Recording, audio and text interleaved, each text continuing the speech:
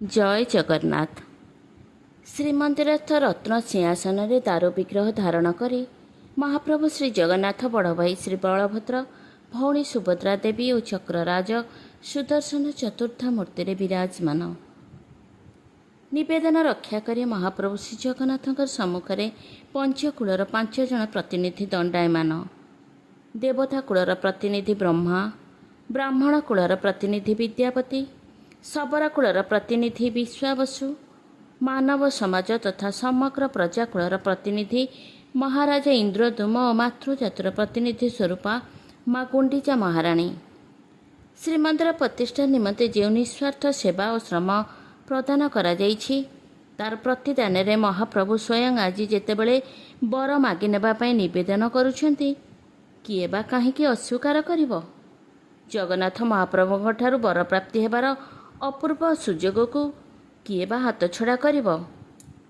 सर्वप्रथमे देवता कूलर प्रतिनिधि ब्रह्मा मागिले, प्रभु आपण जेहेतु वैकुंठ धाम परित्याग करी मर्त्य धाम लीलाखेला करने को नीलाचल धाम श्रीमंदिरर रत्न सिंहासन अवस्थान कले। आपणकर सानिध्य लाभ करने निमंते मर्त्य धाम आपण जेते सब जानी यात्रा उत्सव महोत्सव मान अनुष्ठित करेंगे से सबुथिरे देवता मानक अंशग्रहण करिवार सुख सौभाग्य प्रदान करुथिबे। तथास्तु कही महाप्रभु विदाय देले ब्रह्मा को। ब्राह्मण कूलर प्रतिनिधि विद्यापति मागिले, प्रभु आपण जेते दिन पर्यंत रत्न सिंहासन दारू विग्रह धारण करी अवस्थान करुथिबे सेते दिन पर्यंत ब्राह्मण मानक ठारू सेवा पूजा ग्रहण करुथिबे। तथास्तु कही विदाय देले विद्यापति को। परे परे शबर कूलर प्रतिनिधि विश्वावसु कहले, प्रभु आपण तो शबर मानकर सेवा पूजा को प्रत्याख्यान करी नीलकंदर परित्याग कले। नीलमाधव रूप त्याग करी चतुर्थामूर्ति धारण करी एवं रत्न सिंहासन विराजमान। विद्यापति को बर प्रदान करी केवल ब्राह्मण मानक ठारू सेवा पूजा ग्रहण करने को तांको निकटरे वचनबद्ध। मात्र मते आपण एही बर आशीर्वाद करंतु प्रभु। नवदिन व्यापी आपणकर भुवन विख्यात महोत्सव घोषयात्रा सबरा कूलर उत्तरदायित्व दैतापति माने आपणकर समस्त सेवा कार्य संपादन करिवे। जेते काल पर्यंत नीलाचल धाम अवस्थान करी घोषयात्रा करुथिबे ए स्नान यात्रा ठारू नीलाद्रि विजे पर्यंत संपूर्ण महोत्सव दैतापति मानक ठारू सेवा पूजा ग्रहण करुथिबे। तथास्तु कही महाप्रभु विश्वावसुंकर मनवांछा परिपूर्ण कले। विदाय नेले विश्वावसु। यापर मानव समाज तथा समग्र प्रजाकूलर प्रतिनिधि महाराजा इंद्रदूम महाप्रभु ठारू बर भिक्षा करी कहले, प्रभु आपण तो सदासर्वदा मोर पाखे पाखे रहिबे, मोर आउ कौन बा लोड़ा।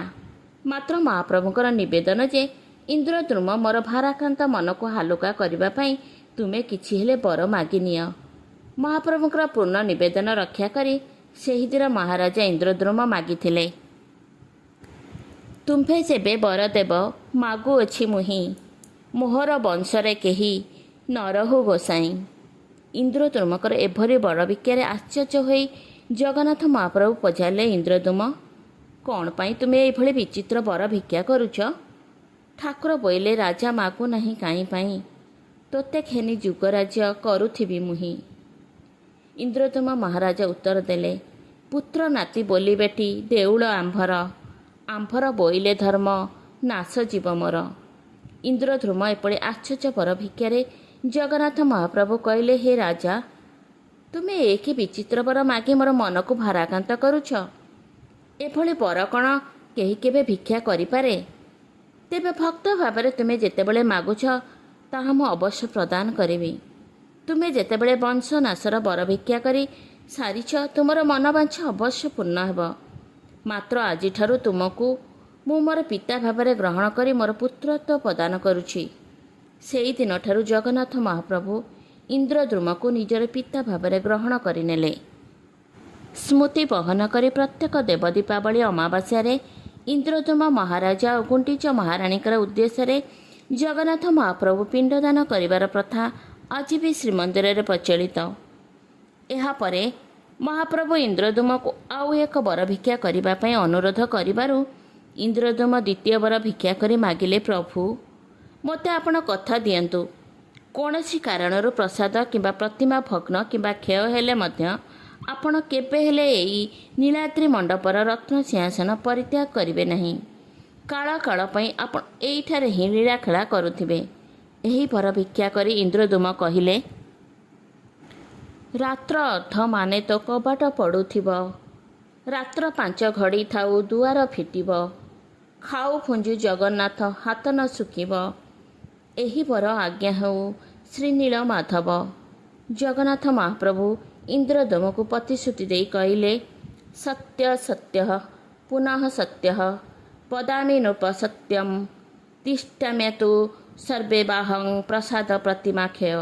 ହେ ରାଜା, ମୁଁ ସତ୍ୟ ସତ୍ୟ ତ୍ରିବାର ସତ୍ୟ କରି କହୁଛି, ପ୍ରସାଦ କିମ୍ବା ପ୍ରତିମା ଯାହା ବି କ୍ଷୟ ହେଉଥାଉ ନା କାହିଁକି, ମୁଁ କିନ୍ତୁ ନୀଳଚଳ ଧାମର ରତ୍ନ ସିଂହାସନ କେବେ ହେଲେ ପରିତ୍ୟାଗ କରିବି ନାହିଁ। ଏହା ମୋର ପ୍ରତିଶ୍ରୁତି। ମାତ୍ର ଏହି ବରରେ ମଧ୍ୟ ମୋର ମନ ସନ୍ତୁଷ୍ଟ ନୁହେଁ।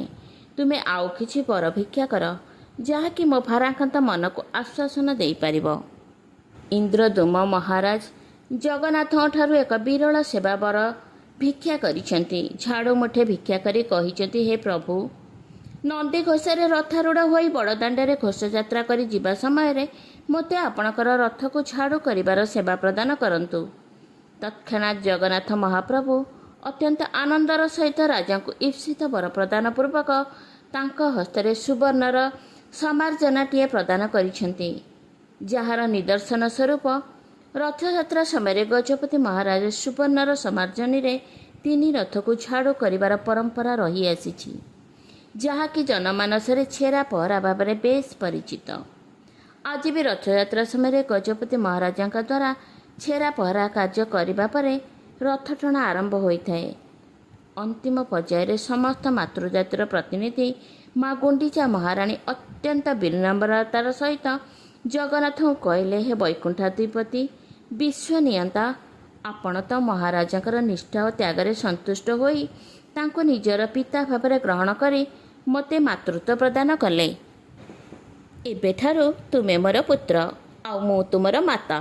ତେଣୁ ଜଣେ ମାଆର ଅଧିକାର ନେଇ ଆଜି ତୁମଠାରୁ ମୁଁ ଏହି ବର ପ୍ରାର୍ଥନା କରୁଛି। ତୁମେ ବର୍ଷ ସାରା ଶ୍ରୀମନ୍ଦିରର ରତ୍ନ ସିଂହାସନରେ ଅବସ୍ଥାନ କଲେ ମଧ୍ୟ ବର୍ଷରେ ଥରଟିଏ ପାଇଁ ଆମର ନିବାସସ୍ଥଳୀ ତଥା ତୁମର ଜନ୍ମସ୍ଥାନ ଯଜ୍ଞବେଦୀକୁ ଯାତ୍ରା କରି ସେଠାରେ 7 ଦିନ ଯାଏଁ ଅବସ୍ଥାନ କରିବ। ମହାପ୍ରଭୁ ତତ୍କ୍ଷଣାତ୍ ଗୁଣ୍ଡିଚା ମହାରାଣୀଙ୍କୁ ତାଙ୍କ ଅଭିଳଷିତ ବର ପ୍ରଦାନ କରି କହିଲେ, ହେ ମାତା, ତାହା ହିଁ ଅବଶ୍ୟ ହେବ।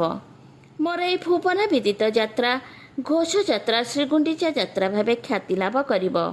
ମା ଗୁଣ୍ଡିଚା ମହାରାଣୀଙ୍କୁ ପ୍ରଦାନ କରିଥିବା ସେହି ବରରେ ପ୍ରତିଶ୍ରୁତିବଦ୍ଧ ହୋଇ ଜଗନ୍ନାଥ ମହାପ୍ରଭୁ ଆଜି ନନ୍ଦିଘୋଷରେ ବିରାଜମାନ। ସେଦିନ ମା ଗୁଣ୍ଡିଚା ମହାରାଣୀଙ୍କୁ ଦେଇଥିବା କଥାକୁ ରକ୍ଷା କରିବା ପାଇଁ ଆଜି ତାଙ୍କର ଏ ଘୋଷଯାତ୍ରାର ଆୟୋଜନ। ଏହି ରସମୟ ରସପୂର୍ଣ୍ଣ ପବିତ୍ର ଯାତ୍ରା ଶ୍ରୀଗୁଣ୍ଡିଚା ମହାରାଣୀଙ୍କର ଇଚ୍ଛାପୂର୍ବକ ସ୍ମୃତି ବହନ କରି ଅନୁଷ୍ଠିତ ହୋଇଥିଲେ ମଧ୍ୟ ଗଣଦେବତା ଜନମଙ୍ଗଳ ଯାତ୍ରା ଏ ବିଶ୍ୱ ସମୁଦାୟର କଲ୍ୟାଣ ତଥା ଚରାଚର ଜଗତର ହିତ ସାଧନ ପାଇଁ ଉଦ୍ଦିଷ୍ଟ। ଆଷାଢ଼ ଶ୍ୟାମଳ ପକ୍ଷେ ଦ୍ୱିତୀୟା ପୁଷ୍ୟ ସଂଯୁକ୍ତେ ଚରାଚର ହିତାୟାର୍ଥ ଘୋଷଯାତ୍ରା ବିଧୟତେ। ସ୍ନାନ ଗୁଣ୍ଡିଚାଏ ବେନି ସ୍ୱୟଂ ଲୀଳାଜାର ପତିତ ପାବନ ଅର୍ଥେ ପ୍ରସାଦ ବାହାର। ଗୁଣ୍ଡିଚା ନାମେ ମୋ ଜାତ ପତିତ ପାବନୀ ରଥଯାତ୍ରା ନାମେ ଖ୍ୟାତ ହେବ ଏ ଅବନୀ। ବାମନ ରୂପରେ ରଥାରୂଢ଼ ହୋଇ ଜୀବ ସମ୍ପ୍ରଦାୟକୁ ଜନ୍ମ ମରଣ ରୂପକ ଚକ୍ରରୁ ଉଦ୍ଧାର କରି ପରମ ଗତି ପ୍ରଦାନ କରିବାର ମହାନ ଉଦ୍ଦେଶ୍ୟ ଅନ୍ତର୍ନିହିତ ଥିବାରୁ ଦୋଳେ ତୁ ଦୋଳ ଗୋବିନ୍ଦ ଗୁପେଚ ମଧୁସୂଦନ ରଥସ୍ଥଂ ବାମନଂ ଦୃଷ୍ଟ୍ୱା ପୁନର୍ଜନ୍ମ ନ ଲଭ୍ୟତେ ପୁନର୍ଜନ୍ମ ନ ଲଭ୍ୟତେ ପୁନର୍ଜନ୍ମ ନ ଲଭ୍ୟତେ। ଜୟ ଜଗନ୍ନାଥ, ଜୟ ଜଗନ୍ନାଥ, ଜୟ ଜଗନ୍ନାଥ।